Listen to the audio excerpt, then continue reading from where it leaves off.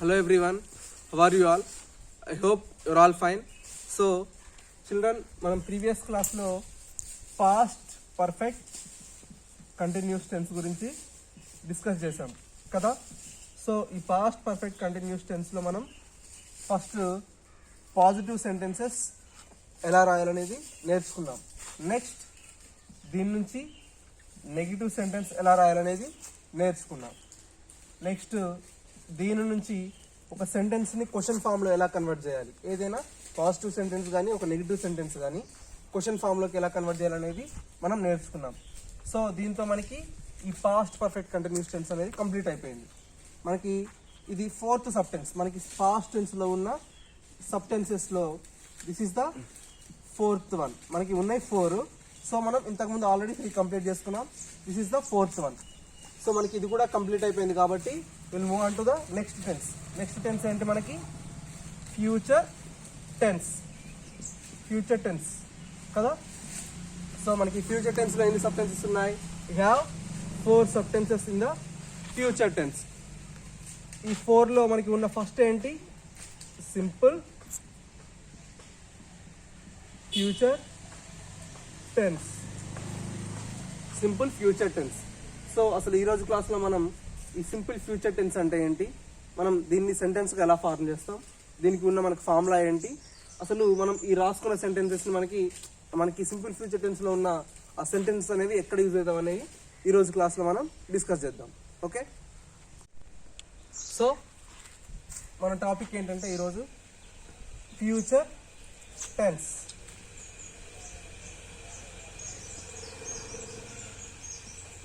So first of all future tense అంటే ఏంటంటే భవిష్యత్తు. అంటే ఇప్పుడు జరిగేది ప్రజెంట్, ఒక 1 మినిట్ ముందుకు జరిగింది పాస్ట్, 1 మినిట్ తర్వాత అంటే 1 మినిట్ తర్వాత కావచ్చు, అసలు ఇంకెప్పుడైనా నెక్స్ట్ ఇయర్, లేకపోతే next month, next week, next day, ఇట్లా ఇప్పుడు కాకుండా తర్వాత జరిగేది ఏదైనా కానీ will discuss in future tense. Future tense అంటేనే భవిష్యత్తు అని.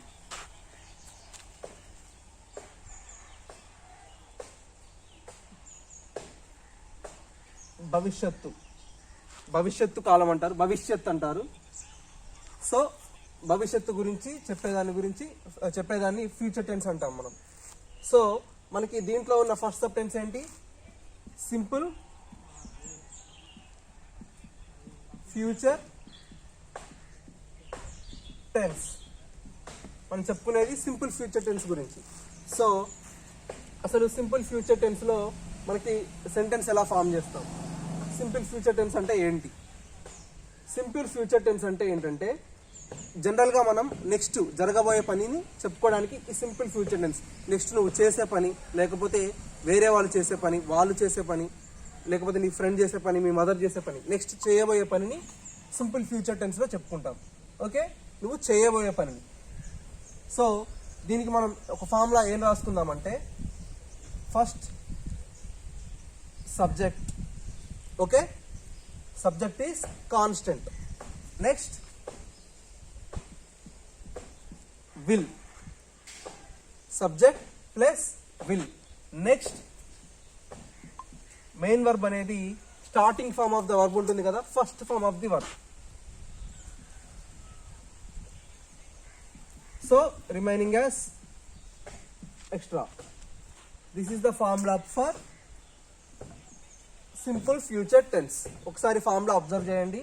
Subject, next will, next main verb అనేది first form of the verb ఉంటుంది కదా, అలా ఉండాలి. So remaining as extra. So first subject ఏదో ఒకటి జనరల్గా ఏం తీసుకుందాం?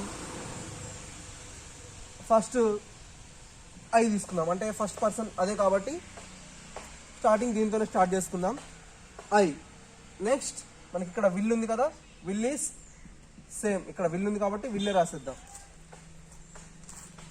ఇదేంటి? Main verb. మెయిన్ వర్బ్ ఎలా ఉండాలి? ఫస్ట్ ఫామ్లో ఉండాలి. ఫస్ట్ ఫామ్ అంటే మనం ఆల్రెడీ చెప్పుకున్నాం కదా, కమ్. కమ్ అంటే ఏంటి? రావటం.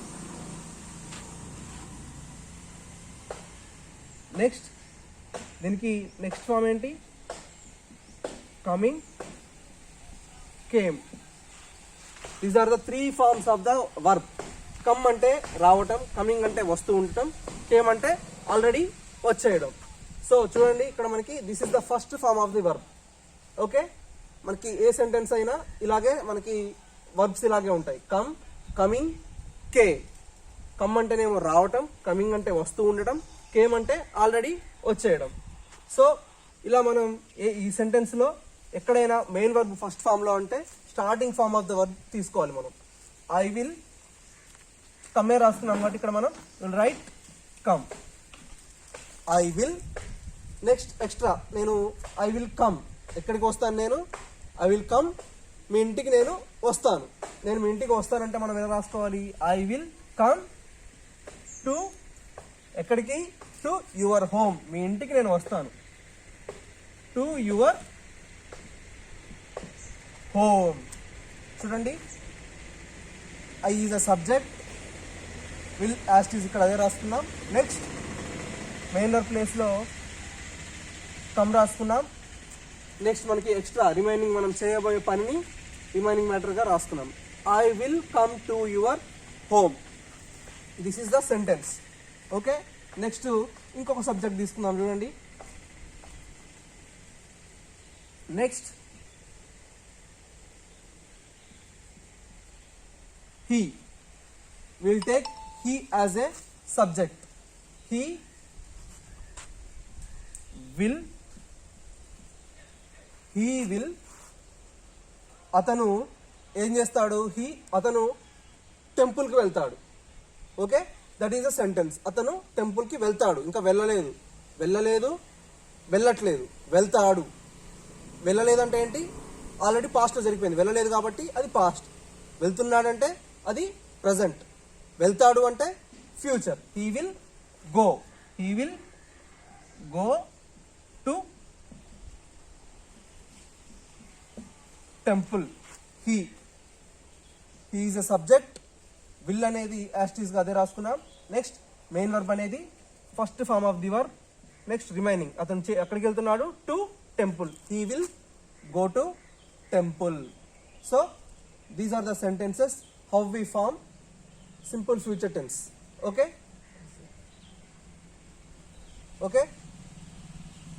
next మనం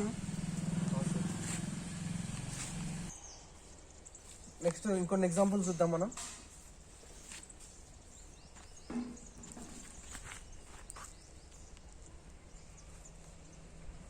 సో ఇప్పుడు ఐ ఇంకా హీ తీసుకున్నాం. Next we'll take we. Okay, we as a subject. మేము మార్కెట్కి వెళ్తాము. So that is a sentence. అంటే ఏంటి? మేము మార్కెట్కి వెళ్తాము, వెళ్ళట్లేదు, వెళ్తాము అంటే that is future. That comes to, that belongs to future. we will ఏం చేస్తున్నాం?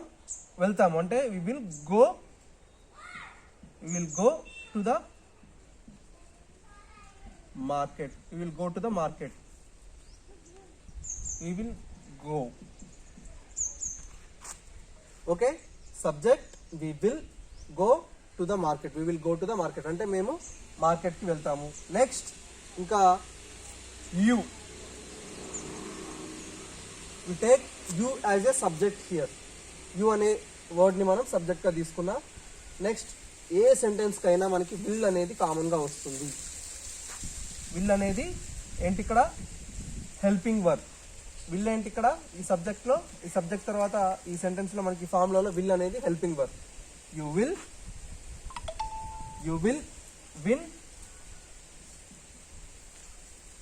Win that game.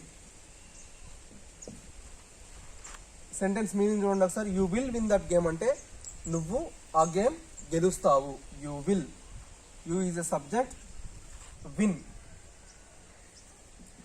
విన్ అనేది ఫస్ట్ ఫార్మ్ ఆఫ్ ద వర్బే కదా. You will win that game. నువ్వు ఆ గేమ్ ఖచ్చితంగా గెలుస్తావు. దట్ అంటే అది, ఆ గేమ్ గెలుస్తావు.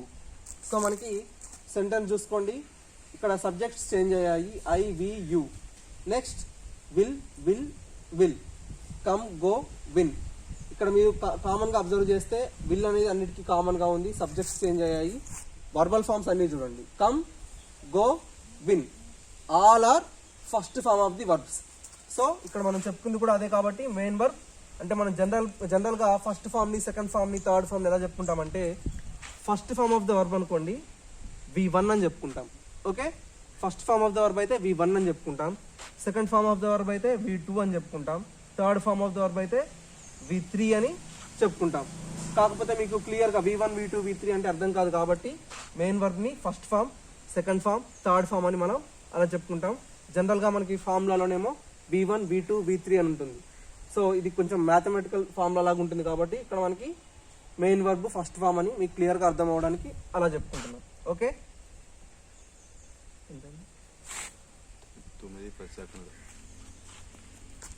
సో ఇంకా ఇంకొన్ని ఎగ్జాంపుల్స్ చూద్దామా?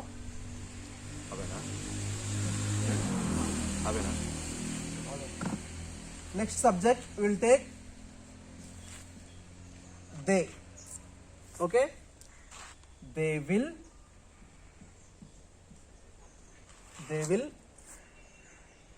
ఏం రాసుకుందాం ఇక్కడ మనం verb they will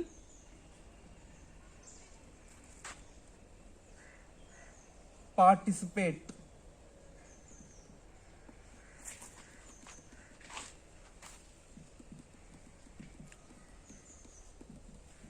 They will participate in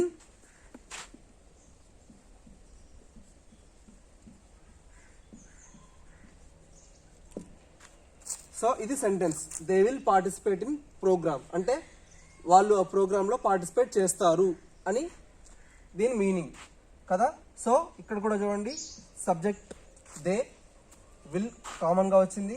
participate అంటే ఏంటి? పార్టిసిపేట్ అంటే జాయిన్ అవడం, అంటే ప్రదర్శించడం, దాంట్లో ఉండడం. సో ఇది మెయిన్ వర్బ్. ఇది కూడా ఫస్ట్ ఫామ్లోనే ఉంది కదా. పార్టిసిపేటింగ్ కాదు, పార్టిసిపేటెడ్ కాదు. పార్టిసిపేటింగ్ అంటే పార్టిసిపేట్ చేస్తూ ఉన్నారని, పార్టిసిపేటెడ్ అంటే ఆల్రెడీ పార్టిసిపేట్ చేశారని. ఇక్కడ ఏముంది? పార్టిసిపేట్ అంటే చేస్తారు.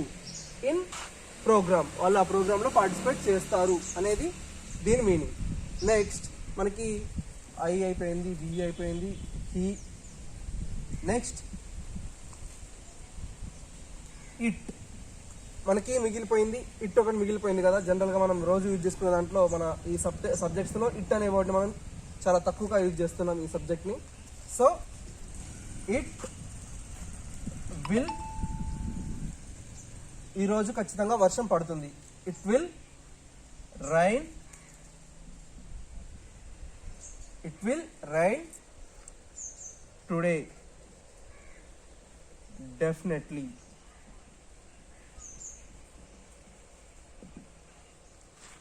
It will rain today definitely, ఈరోజు ఖచ్చితంగా వర్షం పడుతుంది.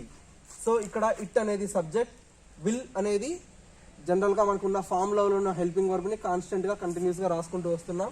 ఇక్కడ మెయిన్ వర్బ్ ఒకటి మాత్రమే మనకి first form of the verb కాబట్టి different of the verb forms రాసుకుంటున్నాం. సో చూడండి ఒకసారి sentences. I will come to your home, నేను మీ ఇంటికి వస్తాను. They will participate in the programme, వారు ప్రోగ్రాంలో పార్టిసిపేట్ చేస్తారు. It will rain today definitely, ఈరోజు ఖచ్చితంగా వర్షం పడుతుంది. అన్ని ఫ్యూచర్ గురించి డిస్కస్ చేసుకునే సెంటెన్సెస్ ఇక్కడ. అంటే మనం ఈ సింపుల్ ఫ్యూచర్ టెన్స్లో మనకి దీనిలో మనం పెద్దగా ఆలోచించాల్సింది ఏం లేదు. నెక్స్ట్ మూమెంట్ అంటే ఇప్పుడు కాకుండా నెక్స్ట్ తర్వాత జరగబోయే పనులని, ఏ పనైనా జనరల్ వర్డ్స్ని, టిపికల్ కాకుండా జనరల్గా జరిగే వర్డ్స్ని మనం సింపుల్ ఫ్యూచర్ టెన్స్లో చెప్పుకుంటాం. ఇప్పుడు అప్పుడప్పుడు మీరు జనరల్గా మీ ఫ్రెండ్స్తో కూడా చెప్తుంటారు, నేను రేపు మీ ఇంటికి వస్తాను అని. I will come to your home tomorrow. మనం రేపు లంచ్ బాక్స్ తీసుకొద్దామా వద్దా అని కూడా డిస్కస్ చేస్తాం కదా.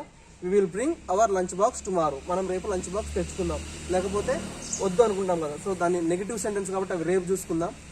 ఈరోజు మాత్రం ఇవి పాజిటివ్ సెంటెన్స్ కాబట్టి ఈరోజు క్లాస్లో మనం డిస్కస్ చేద్దాం. సో మనం ఈ పాజిటివ్ సెంటెన్స్ అన్ని మీకు క్లియర్గా అర్థమయ్యాయి కదా. సింపుల్ ఫ్యూచర్ టెన్స్ అంటే అర్థమైంది కదా. జస్ట్ నెక్స్ట్ జరగబోయే పని చెప్పుకునే వాటిని ఈ సింపుల్ ఫ్యూచర్ టెన్స్లో డిస్కస్ చేస్తాం. సో మీరు కూడా డిఫరెంట్ సబ్జెక్ట్స్ ఫామ్ చేసుకొని డిఫరెంట్ మీనింగ్స్ ఉన్న సెంటెన్స్ తీసుకొని వీటిని మీకు తెలుసు కదా, ఫామ్లో అర్థమైంది కదా. సబ్జెక్ట్స్ ప్లస్ ఇంకా ఏదైనా ఒక సెంటెన్స్ ఈ వర్బల్ ఫామ్ మాత్రం ఖచ్చితంగా ఫస్ట్ ఫామ్లోనే ఉండాలి. సో అలా మీరు ఒక 5 సెంటెన్సెస్ ఫామ్ చేసి మీరు రాయండి. So that is your homework today. అర్థమైంది కదా? సో మనం ఈ రోజుతో సింపుల్ ఫ్యూచర్ టెన్స్లో ఉన్న పాజిటివ్ సెంటెన్స్ ఎలా ఫామ్ చేయాలనేది, ఎక్కడ యూజ్ అవుతాయి అనేది కూడా నేర్చుకున్నాం. సో మనం నెక్స్ట్ క్లాస్లో ఈ సింపుల్ ఫ్యూచర్ టెన్స్లో నెగటివ్ సెంటెన్స్ ఎలా ఫామ్ చేయాలనేది చూద్దాం. So that's it your class today. మీరు ఖచ్చితంగా హోంవర్క్ అందరూ చేయాలి. So we will meet in the next class tomorrow. Okay, bye.